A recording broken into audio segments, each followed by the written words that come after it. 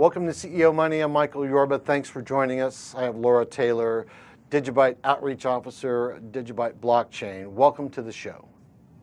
Thanks for having me. All right, I'm glad you're here. All right, Laura, you've got a unique position with DigiByte, and I wanted to get some information from you about what you do with them, how you got involved in the crypto industry, and how you got involved with DigiByte. So why don't you start me off? Sure. I'll kind of try to do it as brief as possible because, you know, it's my life story, so It's kind of long. So about a year and a half, I got maybe 2 years ago, I got into crypto. My sister kind of put it on my radar and started studying it. And I was teaching math at a community college at the time. And I just really kind of just became obsessed with the whole space and just what it can do. And so in May, I retired early so I could focus on public education for blockchain because I think we're really lacking that. Yeah, I agree. And it's pretty bad. And so I had started Meetup with some of my former students and some friends, and it kind of got big, and we're doing really great work with that. And so when I learned about DigiByte, which was late for me, I was kind of surprised because I'm a bit of a researcher, and again, it was my sister who was like, you need to take a look at DigiByte. And this was this May. And so I had just quit my job, and I was like, well, what am I going to do with my time? Just research. And so I really got excited about the DigiByte blockchain when I started looking at it. And so I got on their Telegram and was like, hey, you guys should start meetups and get some physical communities built, because their online community is spectacular. I've never seen anything like it, so I was really excited. And so Derek, who had kind of pulled the group together initially for the awareness team, which was kind of born out of a marketing campaign that didn't go so well. And so the community members banded together and said, well, we'll market it. And that's what the awareness team, that's where it started. It was a couple of community members said, hey, we've got enough talent here, we can do it ourselves. And so real grassroots effort. And I said something on the main Telegram channel that I run meetups, maybe you should look at it, and posted some steps. And so Derek asked me to be part of the awareness team. And then we dug a little deeper, and I talked to the team about my passion for education. And so for me, with DigiByte, I mean, we all wear a lot of hats on the team. We just kind of integrate our skills. And so my primary focus is education and meetups and outreach and trying to motivate people to start those physical communities that support the next wave of people coming in. Laura, let me ask you. Sorry, go ahead. Why did you pick DigiByte? What was really so special about them that you said, I'm doing this here? Oh yeah, because I'm very picky, and there was just, when I started researching it, first thing was the longevity. I mean, it's 4.5 years old, which is huge. It is its own blockchain, so it was never an ICO, and like ICOs can be tricky. And I love Bitcoin and I love Litecoin. I'm drawn to the UTXO chains because I feel like they're the most secure, more stable coins, or chains. Right. And so DigiByte isn't a fork of Litecoin, but it forked its code. And Litecoin came off of Bitcoin, right? So it has all of the same properties of Litecoin and Bitcoin that I love. But Jared Tate, the founder, and this is the other thing I really like about it. When I look at a project, I like to look at how did it get started? Like, what problem was it trying to solve? And it literally was Jared trying to solve a problem that he saw in Bitcoin and Litecoin. And so when he designed it, it's faster, it's stronger. It's kind of like, I sound like the $6 Million Man. It's faster, it's stronger, it's but it's got all of those qualities I like and enhanced, and so I love the tech. I love the openness of the community. Like, you can go on Telegram. They have Telegram channels for everything. I think we're going to be in the Guinness Book of World Records. I'm so excited about that. But they have a Telegram channel for anything that you can think of. They have a developers channel, and I'm not a developer by any means. I mean, I taught math, so I'm a little, I'm mechanically minded, but nothing like that. And I got in the developers channel just to look at the conversations that were being held, and I was like, this is so cool. Like you can see them saying, this is a problem, let's solve this problem. And you just see them working together and having those conversations. And then I'm sure, people will shoot off and they will work on another project together. And it's just a very interconnected community, like literally looking to solve the problems. And I'm just excited. And the integrity of the community, and especially the integrity of the developers and the founding developers, I was really drawn to that because, I think we've all been a little burned in this space. I mean, we learned that I'm a very naive, well, not anymore. I was a very naive person in the beginning. And so then I became much more critical after you just kind of go through a few bad experiences. So I was just excited. It felt like a home to me when I got involved. And then my team members on the awareness team are just phenomenal. Like they have a way of just doing amazing things. And it's a fun mix of really, really, really talented developers and a really, really, really passionate community of supporters.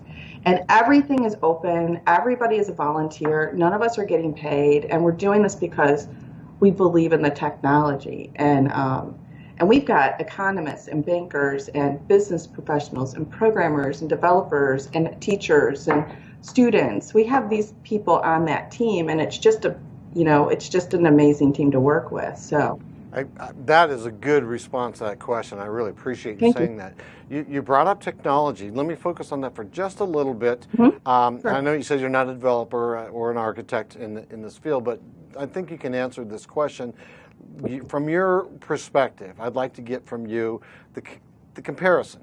What's going on here with DigiByte relative to the things we've seen in the past, the internet, cell phone, car, blockchain, you know what I mean? Yeah, that's such a good question.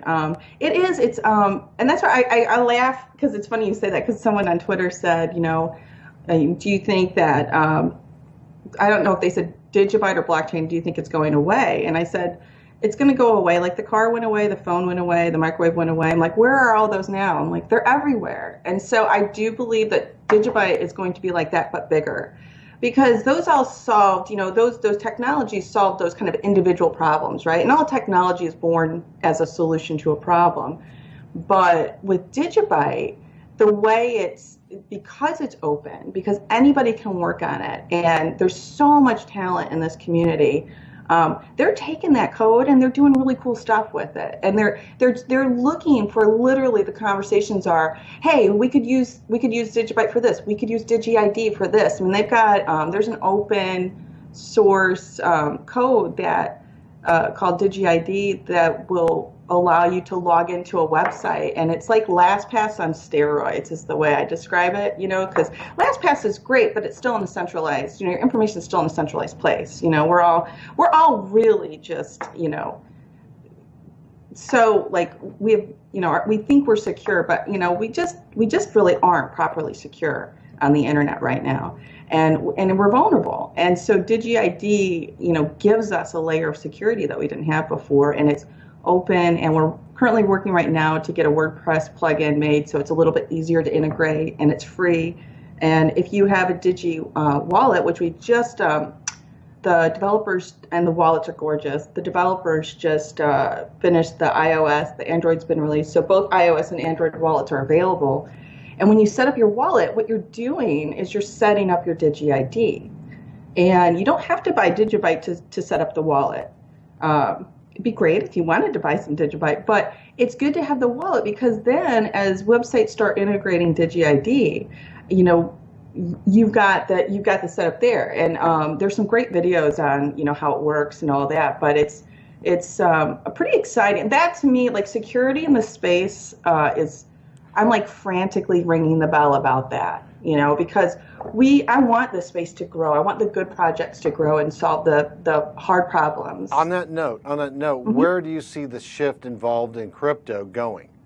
That's kind of a tough question, because it's like this space, every day I wake up and my mind gets blown. Every day I wake up and I see somebody else using blockchain to solve a problem maybe I didn't even think about, and so it's hard to say where it's going to go. I do think in terms of like adoption, all technology follows the same adoption curve, And I was a math teacher, so I like graphs. And so when I explain it to new people, it's a bell-shaped curve, and we're kind of at the very end on the left-hand side. I think it's left-hand side of the bell-shaped curve, where we're really just getting out of that innovator class and into, the early adopter class, right? And that takes a long time. But then once you get into the early adopter class and you go to, up to main adoption, that happens actually really quickly. I mean, think about the cell phone. At first, I remember the first time I saw somebody with a cell phone, I was in my undergraduate, I was waiting for a class, and this guy was sitting on his cell phone in the hallway talking, and I thought that was the rudest thing I'd ever seen. Like, I was just like, what a jerk, because nobody had cell phones, He ended up being a good friend of mine, but then, one person sees somebody having a cell phone, they're like, hey, that's kind of cool, I want a cell phone. So it takes a little while at first, but man, once it hits, it just takes off like fire. And I think DigiByte's going to do that like massively, because the technology is good. The community is super duper strong and super passionate. And I think when you combine those two things, it can't help but explode, What do you tell the newbies? Oh, study your tails off. I almost swore. I'm not going to swear because you're a professional outfit, but I would have. It's study hard. When I first got into this, I realized this was going to be something really big. So I was studying more because I was teaching calculus at the time, and I was studying for my students, because I was like, you guys are going to need to know this is happening, because it's going to affect you. You're going to be the ones that take it into mass adoption. And I think that that's why I'm so passionate about education, because when we mass adopt something, we need to make sure it's the right thing. Like, we need to be educated. I mean, people will get on Facebook and share their entire life story without understanding what that technology could do. And then ask, we're shocked that, oh my gosh, someone's been stealing my data.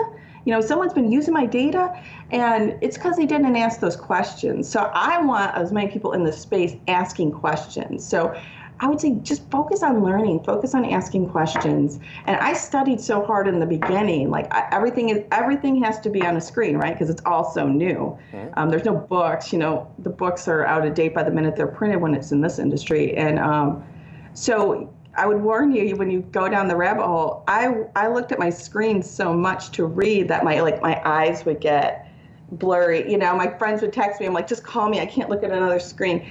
And it is, it gets like that. And so what we're trying to do at DigiByte for the awareness team, one of the initiatives that we're trying to do is we're trying to reduce that learning curve for people, and also to motivate and support those physical communities for those newbies coming in. They're not going to want to go on Telegram. Telegram can be rough, man. I mean, if you're, it can be brutal and aggressive. I have to say this community really has a high standard of discourse, more than most. But, it's still the internet. I mean, come on. So those physical communities are where those next people are going to come in, because they're going to be more cautious than we were. We were kind of like, well, whatever, I'll try it, But that next community coming in needs regulation. It needs real people that they feel like they can connect with and trust to teach it to them. So our initiative at the awareness team one of them is to have DigiByte meetups. I mean, all the information they need is out there. The community is providing it, and all the resources. Let me get in there for just a second. Okay, sorry. What are some of the things that, when you're in the communities and when you're talking to each other, what are some of the things that come out of these meetings in regards to things to watch out for in the space? Oh my gosh, it's just so much. Like even today I was in my in the Telegram group for the awareness team, and one of our team members is also works with Litecoin. So I told her, I said, you're like the perfect poster child for chains working together, and we need more of that. But so as we were talking about it, they were like, do you have a registration page for it? She's doing an event tonight for Litecoin. Shout out, Kat. Good luck. So one of the team members said, do you have a login page? You can use DigiID for the login page for something like that. And then all of a sudden the wheels all started turning. We're like, we could use DigiID for anybody's conference login. You know, like we could, you know, it's so it just like I just start pouring out, and it's so fun, so fun. It is. Laura, thanks for being a guest on the show. I'm sure we're going to have you back because I can tell you're going to come up with new things time and time again, and all these new experiences. Call me tomorrow, we'll have a whole new thing, I'm sure. Okay. I will. Tomorrow's Saturday, but I'll call you soon. Okay. All right. Thank you. You're welcome. You've been watching CEO Money with Michael Yorba. Thanks for watching. Like us on Facebook, follow us on Twitter, and subscribe to our YouTube channel.